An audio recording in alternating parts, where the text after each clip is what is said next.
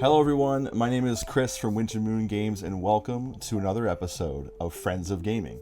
Today, I'm excited to have my friend from the gaming industry, the talented Tatiana Quigley, who's a game artist, 3D illustrator, or 3D artist slash illustrator, and that's her freelance title, and as a designer and 3D artist for Goliath Games based out of Dallas. So, Tatiana, thank you so much for being here. Welcome to the show. You and I met just to quickly talk about that through Tabletop Backer Party, which, if you're not a member of Tabletop Backer Party, you really should be. The group was started, I think Daniel Zaya started it, and he recruited all of you talented people, Bebo and Omari and you, to create content for people who are marketing their games on Kickstarter. And then I was doing some stuff with you guys for a while, and that's how we met. And seeing you at shows, like seeing you in action at conventions and stuff, made it all real. I didn't just talk to you online anymore. Like I met you face to face. It was really nice to meet you. So thank you for being here.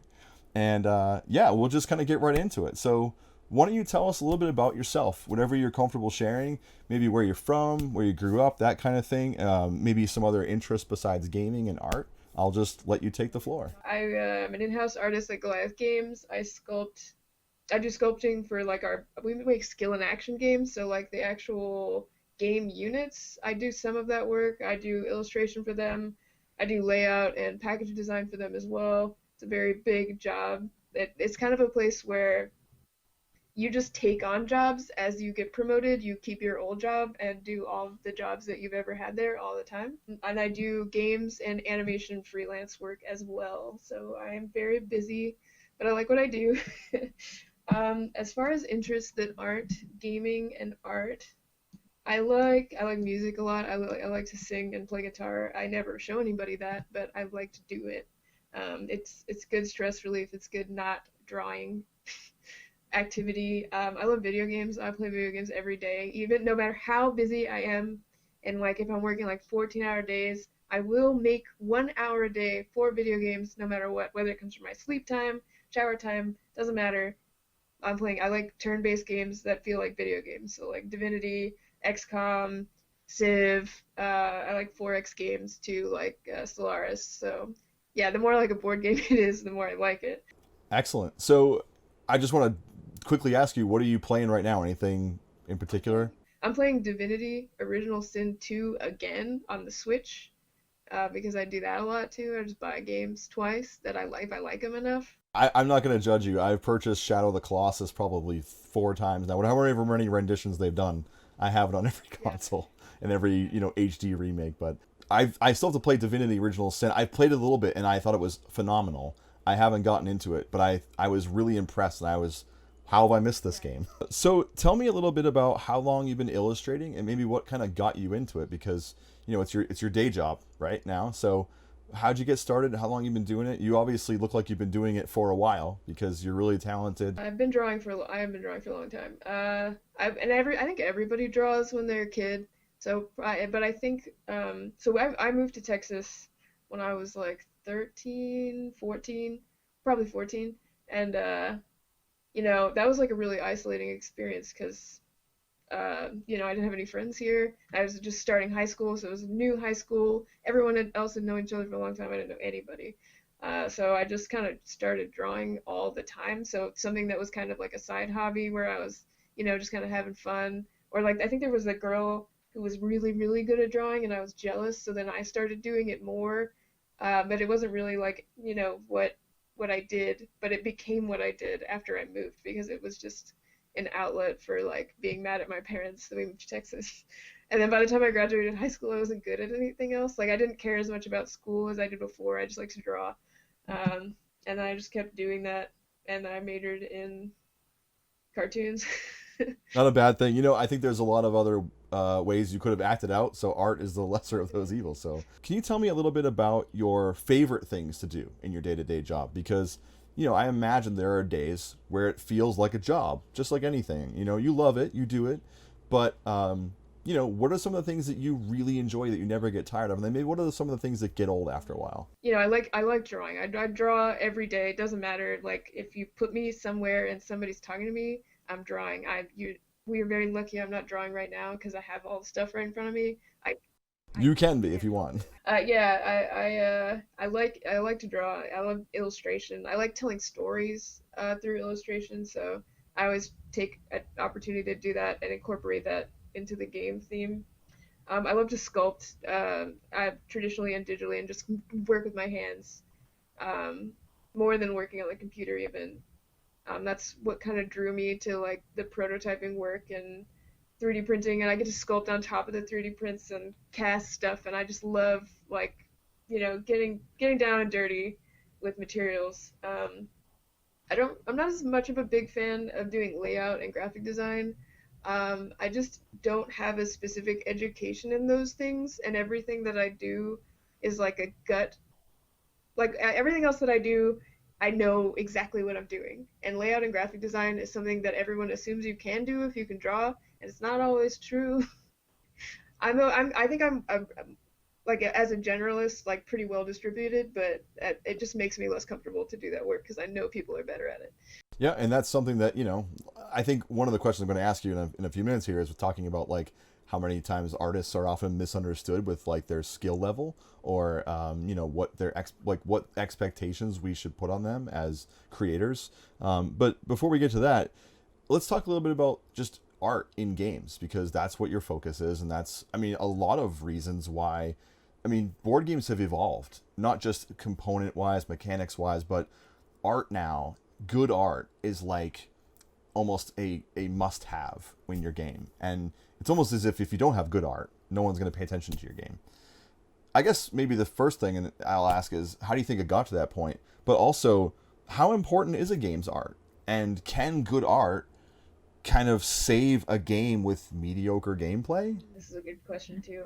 Um, I'm like, even though I am an artist and I love art, I think it is like the least important part, but it's what's gonna make somebody pick it up or not. So, like, as far as the gameplay experience goes, like if I'm playing a video game, I don't care what it looks like, as long as it's good and the gameplay experience is good. Doesn't matter. It helps if it's cohesive. If it's cohesively bad, but it doesn't make or break my experience. But I know people for whom that's not the case. And I think with board games, it's a little bit more important. Um, but it's not gonna save a game if it's not fun to play. I personally have made a lot of beautiful games that were not very well thought through because the timelines were too short. It's faster to make good art than it is to make good games because you need to constantly playtest and revise and revise. And you're just not gonna have a good product if it's not fun to play.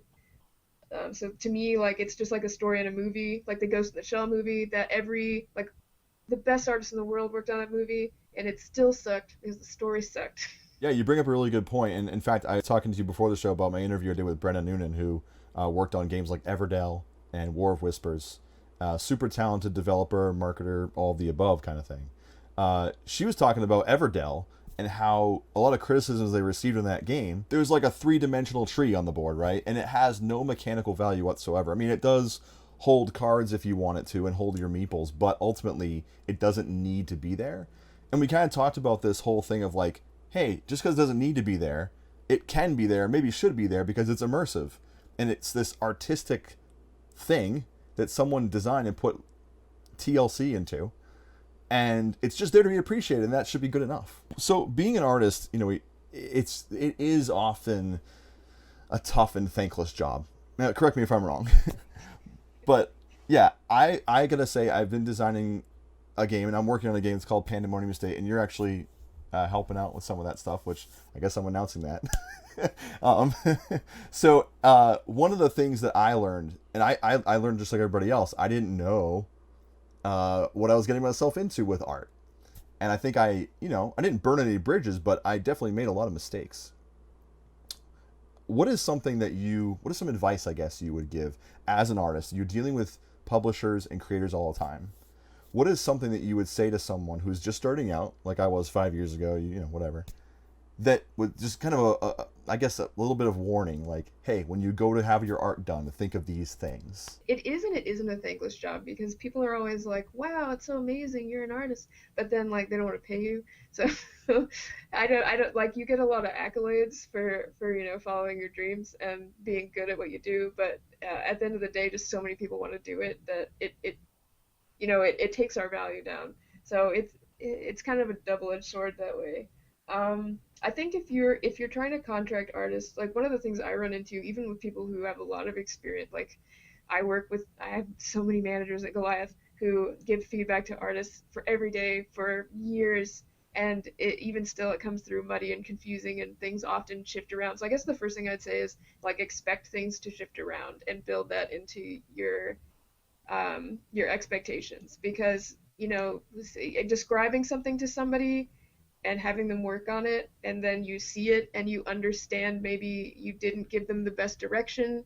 You need to build that in to what you like, that it's going to change, it has to change, like that's part of what's going to make it good, at least especially for 2D. Like if you're illustrating a game, I feel like it's better if it's kind of a collaborative thing. I like to give sketches and I like to give feedback on the sketches, and then once I get the feedback, uh, then I know, like I can control for that expectation shift so that when I deliver the final piece there are minimal changes.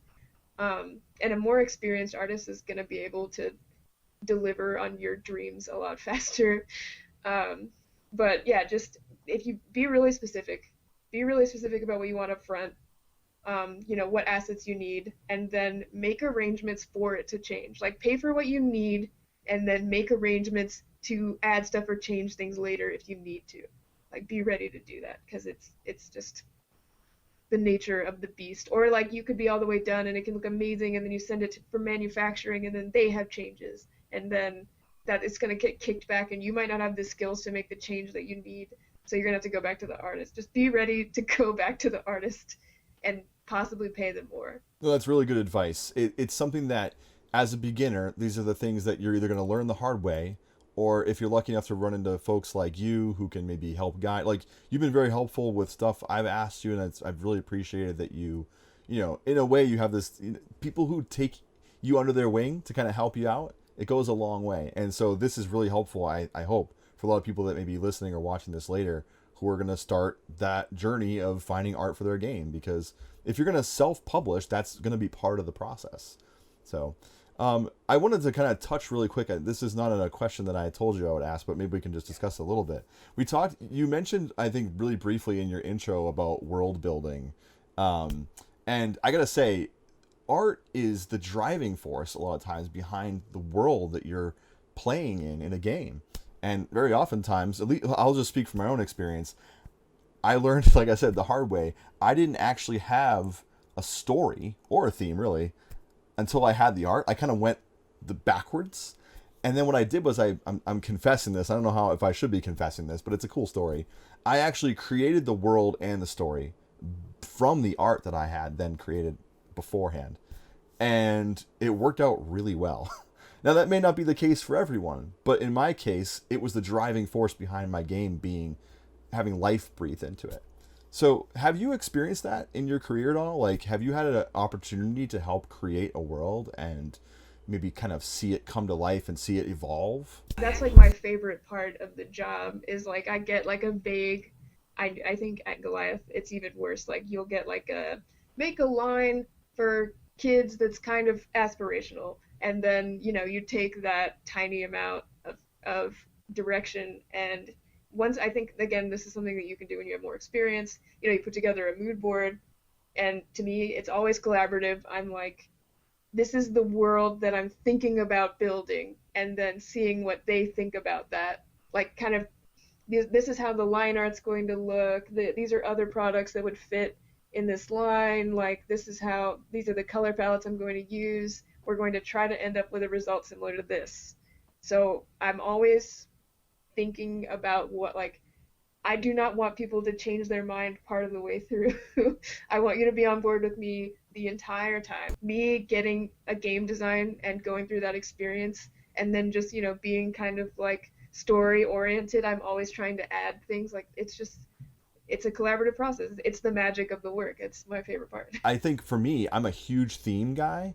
So whenever I get a game, I'm often drawn in by the theme, the box art, maybe some flavor text on the back of the box. I'll insta buy something like that, and the game could be terrible, but at least I bought it, right? I got it to my tail. But I think that's a big thing for me, and I know some people don't feel that way. They're just about mechanics, you know. But I think art has such a huge power over us as gamers. But you know, we're more than gamers. We're creators. A lot of us are creators, and a lot of us are nerdy, right? So we like art. We like cartoons. With that being said, what are some games that you've enjoyed the art from? Maybe the art has jumped out at you and, you know, made you maybe want to become a better artist after seeing that art. My first Gen Con was like my kind of overwhelming, and that there's just so much beautiful work all around you. And one of the first booths I went to was the booth for Lay Waste Games. And I don't know if you know Nick Nazaro, he's pretty active. I know Lay Waste Games. They're actually local to Boston Yeah, here. so So yeah. it just has such a great sense of color. It's a lot. It's way different than my art style, but I really gravitate towards those like very design oriented, colorful, like cohesive. I think it sets the tone and the humor for the world so well. So that jumps out to me, in all of their games that he's illustrated. I love the illustrations for Root, Kyle Farron. It's fantastic. I love everything about that game. I love Jacob Rizolski from Scythe. He's an incredible paint. These are very wide art styles. You know, I work in a lot of styles, and I like to take things from different people. And I think that just you just look at that box and you immediately get a sense of the world. And I feel like again, I just like games that feel cohesive, where the art supports the game and the game supports the art, and everything just makes sense. It's like opening a box and being in another place. Hopefully that's the goal, right? With everything that you create. Yeah. No, that's awesome. And you know, you named Root and then you named Dragoon, and I've played all three of those. By the way, Scythe as well. Scythe is very different from those other two, art wise. But Root and Dragoon, I can see some similarities, and it's fun. What's funny is, like, at least with Dragoon, the art is so simple compared to something like Scythe, right? Way simpler, but still just as effective. And Dragoon is an awesome game, by the way. So what advice would you give to someone that's an up-and-coming artist, let's say, or just beginning their career as an artist, and they want to focus on game art? You've been in this for a while, so what are some words of wisdom you could impart onto a person with that plan? This one is the big question. I might spend some time on this one. So, is a very time demanding job, like it, more than I think people can even really understand. Like, it takes probably a decade to be good enough to do it as a job at minimum. Um, it it's going to ask a lot for you, and you aren't always going to be very well compensated for your work. You are often expected to work for free, which you should not do, but it's a catch-22. You need experience to get paid work. I don't have great advice for how to handle that, but if you can not work for free, don't do it. um, People have kind of a fantasy idea of what being an artist is like. But like I said, you're not going to get paid as well as jobs with similar levels of expertise. I know how to do, like 5 people's jobs, and I know how to use very technical software and equipment.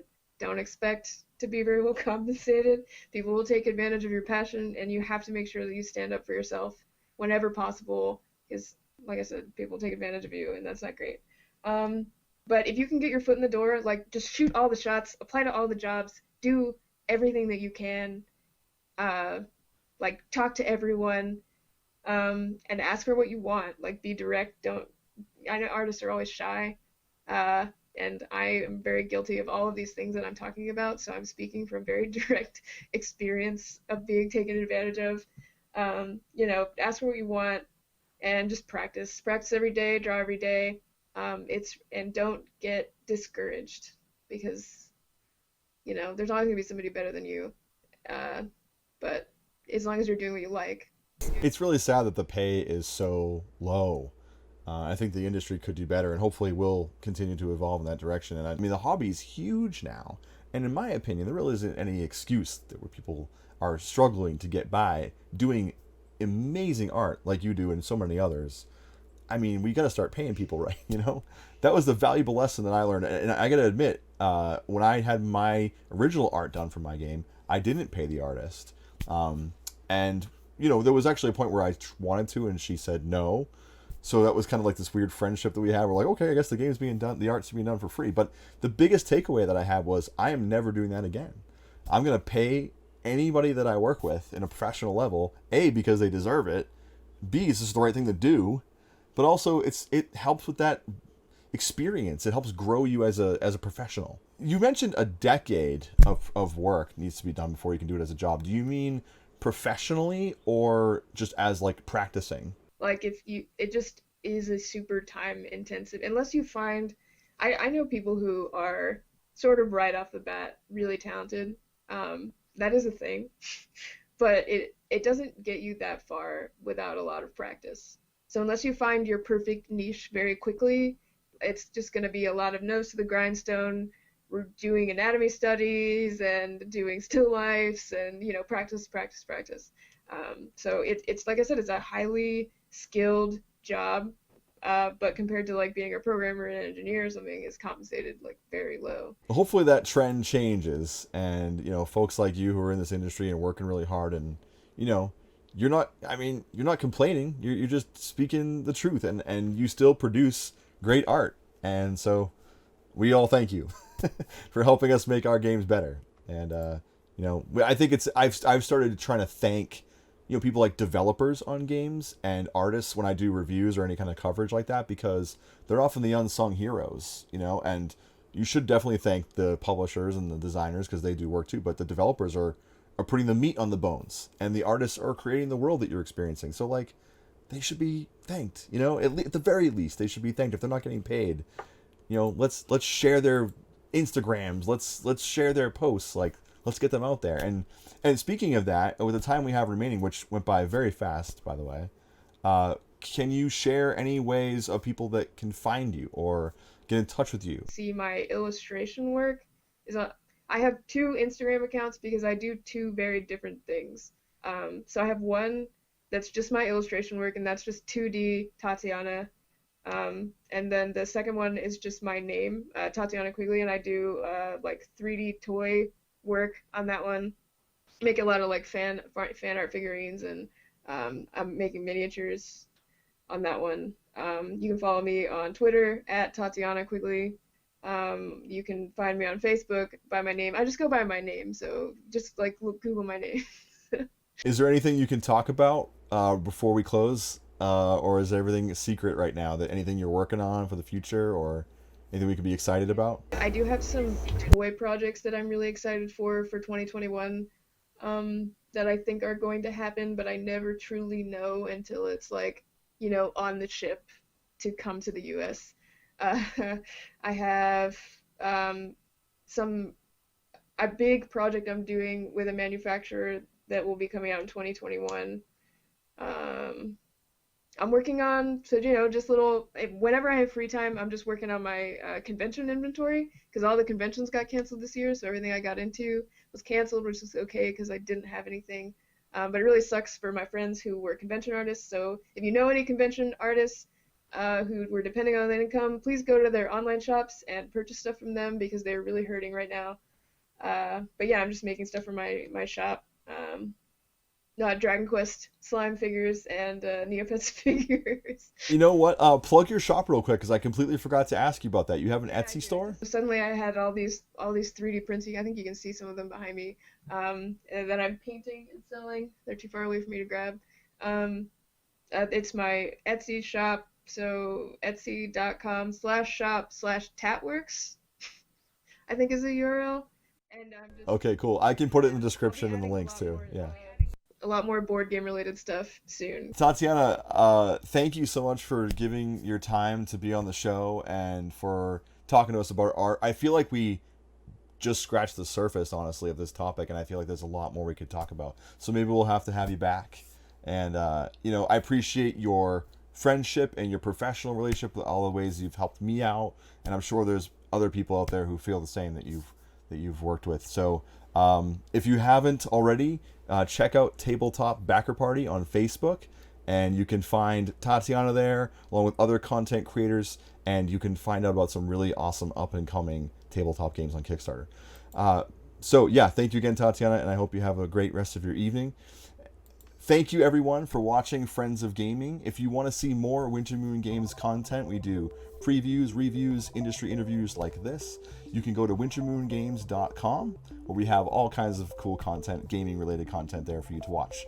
You can find me on social media platform of choice, Instagram, Facebook, Twitter. I also stream on Twitch, and you can email me with a question about art, or if you want to forward me something to Tatiana, or just a comment about this video, cb@wintermoongames.com. Thank you so much for watching, and we'll see you next time.